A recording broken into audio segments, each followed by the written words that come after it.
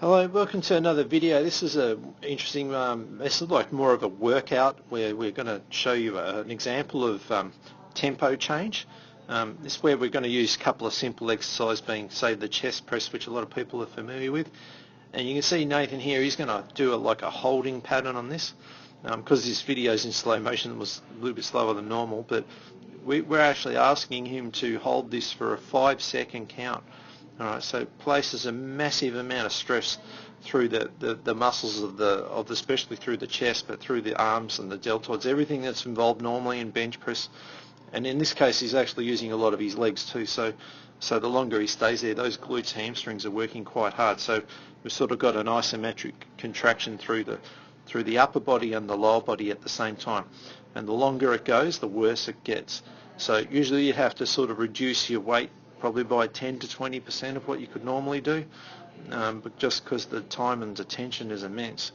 So where it gets interesting is when we go from a slow contraction, in this case super slow where we're holding it, to then using a similar movement pattern of the same muscle groups but with a completely contrasting tempo. So we'll go into an explosive tempo, so which is Nathan's going to show you here, and you would do this instantly. So this really transfers strength into speed and power. So now we're going to use a standing squatting press with a barbell here, and he's going to go from explosive speed, so there's no holding at all.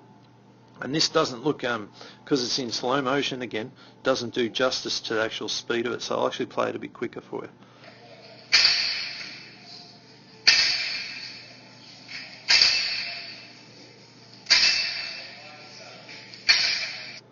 Alright, so that gives you an idea of just how fast he was actually moving then with that much weight.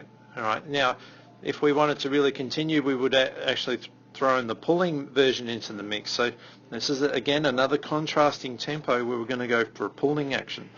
It's quite hard to do after backing up the pushing ones because you see he's a little bit puffed, and this is where he's going to have to hold a chin up. So we're going to ask him to do slow reps of the chin ups and with a hold at the top. Again, counting to 5, trying to maintain perfect form. The grip becomes a huge factor here. Forearms are usually going to be the first to go. Alright, so you'll slowly come down, straight back up. Again, holding. So grip's a massive determinant of overall strength, by the way. So if you can improve grip strength through chin-ups, deadlifts, farmer's walks, all great exercise for improving grip strength. This one, just because the time is just really, at this point you're the strongest, but all those smaller muscles, they're really getting annihilated here the longer this keeps going. Alright, so again you might use like 4 to 5 reps, which is what we did with that chest press, 4 to 5 reps. So it's low reps, slow tempo, and then moving into something that's like a faster tempo, which is higher reps.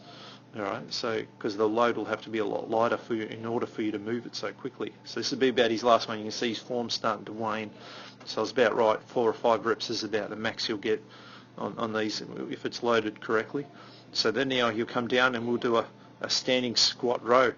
Alright, now we're going to use a different tempo within this as well. We're going to go 2 slow reps with 2 fast reps.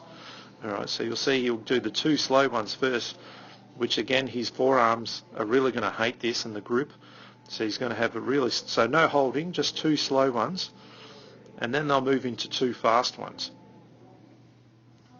Alright, so there's a slow down and a slow up, so eccentric and concentric.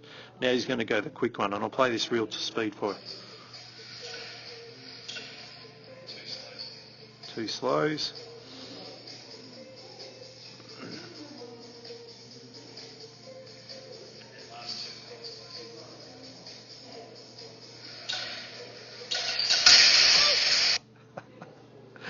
And that last bit there, that's what you don't want to do. So I left that in there just so you could see. But the danger of going with these real fast ones is you can start to lose your grip.